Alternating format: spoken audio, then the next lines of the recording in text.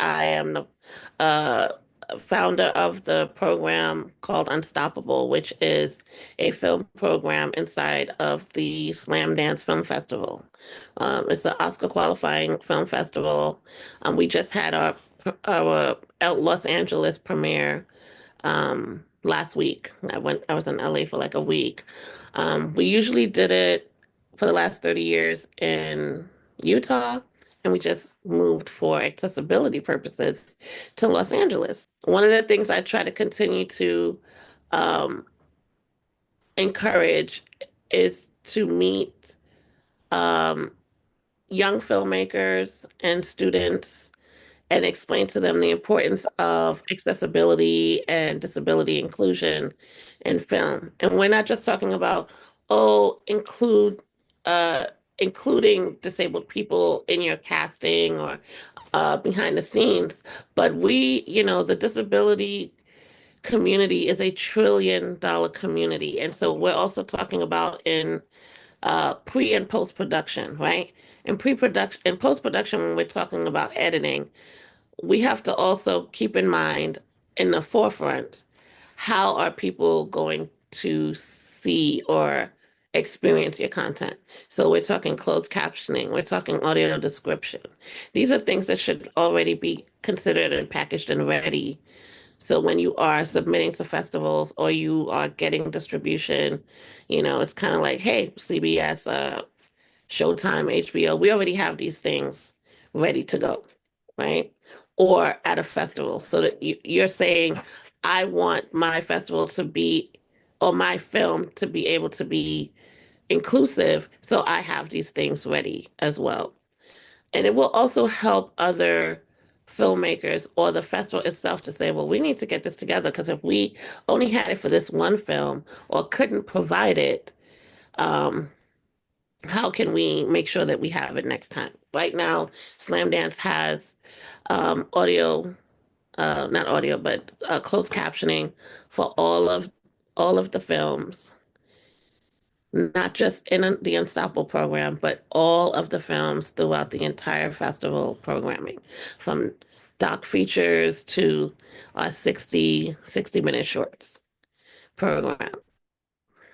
So, which is really amazing that, you know, people from all walks of life and all experiences can come and enjoy the festival the way they can enjoy the festival, the way they are capable of doing it. So just to go back on the story of how Unstoppable came about, in 2020, I went to Sundance for the first time. And Sundance and Slam Dance, they have their festivals at the same time in Park City, Utah. Park City is pretty much the highest, a very high altitude of Utah, and it's happening in January, so it's like the coldest month um, of the year. Lots of snow. Some people enjoy it because, they're skiing up there. It's really a ski area. Um, but not everyone who is anyone in the industry comes to Utah that year for Sundance and Slam Dance. It's very inaccessible. My first time going, it was a trek just to get up to the mountain to where some of the events were being held. I'm wearing my oxygen, and my oxygen was still dropping to 40%. It was really scary. I'm thinking to myself, if something happens to me or I pass out on this mountain, no one's going to know what to do with me or how to help me. Um, and that year was the same year that Jim LeBrecq, who has now become a good friend of mine, his film um, Crip Camp was screening. And so Crip Camp, I don't know if you've seen it, but it's a film about um, a camp for disabled people. And they come back, I don't know, I think maybe 30 years or something to have a reunion at the camp. And I see at the time, I did not know Jim. I actually just recently met him, but in person. But I see all of the people, the wheelchair users, in line with me. We're all struggling. Everyone's having a challenge. It's cold, it's icy. And I realize I'm not the only one that's s- struggling here. And how can we make this better for us? Like, how can we make this a more enjoyable situation? Because it also made me realize I was not the only disabled filmmaker, which excited me because I'm like, I always felt alone. I'd go to festivals and be able to connect with people, but to a certain extent, right? Because then it would be like, well, I have to step out, guys, because I'm too tired to stand in this line any longer. Or maybe I can't stay this long at this thing because, I need to go home and recharge my oxygen battery.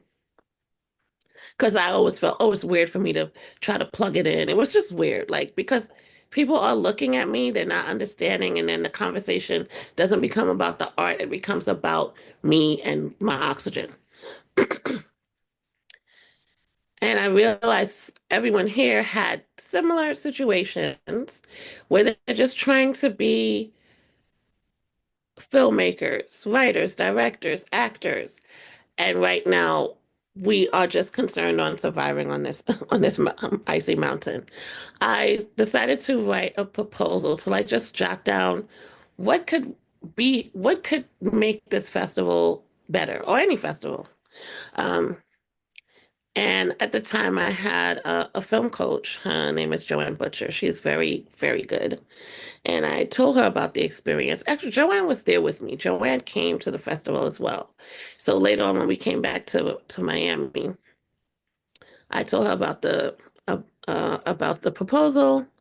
She read it, and then like a month after that, that's when the pandemic happened, and Joanne started doing this series where she would meet with people in the industry, and we'd get a chance to have a conversation with them via Zoom. So she had Peter Baxter on, who is the president of um, of Slam Dance, and she just kept pushing me. Ask a question, just ask him anything. At the time, that was the period we were going through the protests and George Floyd being murdered. And I couldn't, there was nothing else on my mind except how unfair the world was. And I asked him, I said, what does diversity and inclusion and disability look like at your festival? And Peter Baxter said, I am embarrassed to even answer that question because I don't have a good answer. I would love to change that. And I said, well, I have a proposal. I would love for you to take a look at it. Um, he agreed. I sent it to him, and then he sent me back an email that said, well, what would this look like to you? Like, can you find me some films that you possibly think would fit into something in a program like this? And I just kind of started to like scour the internet and find um, films, even things that were now on Disney Plus. At the time, there was a an animated short called Loop, which was about a nonverbal autistic girl um, and a young boy who were at camp, and they were rowing a boat, and they needed to learn to communicate with one another. So I mentioned that. I showed him how it is out here, but we need to bring it a little bit more full circle and, big and impactful. Like there's little sprinkles of acknowledgement of disability, but it's just not enough that we are saying we are here all the time, not just some of the time and not just in certain capacities, right?